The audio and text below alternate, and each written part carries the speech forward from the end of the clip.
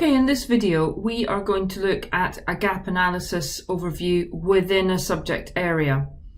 We're going to start in subject analysis, and this is the overall subject analysis table, which we do deal with the gap analysis on this in a separate video.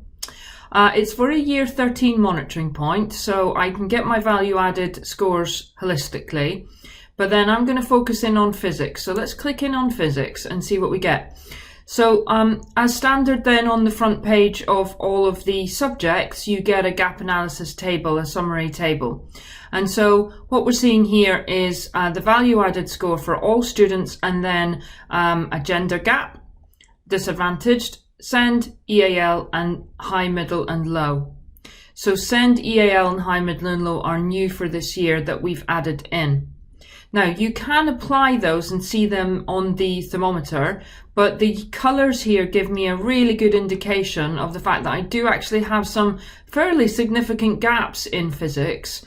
Disadvantaged, for example, my disadvantaged students are actually doing an awful lot better than my non-disadvantaged students by 0.15 of a grade, if you see the difference between those scores, and that's equivalent to about 3/4 of a grade.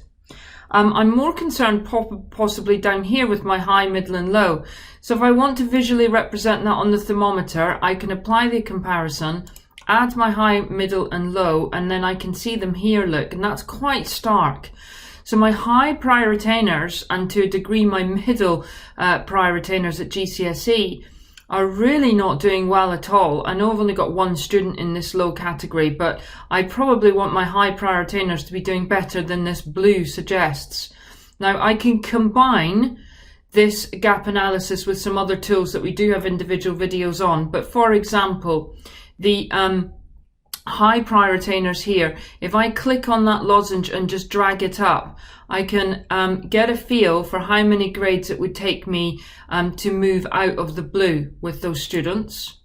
And then what I can also do is I can click through to the students themselves, drop down the high prior attainers, and I can see who they are. If I want to sort by prior attainment, I just click on the grid like that, and I can see, look, there's quite stark that none of my A star, A and B students in that category are getting anywhere near those grades. So that would be, for me, the first place to start, is to have a look at what might make a difference between these C grades and B's or A grades.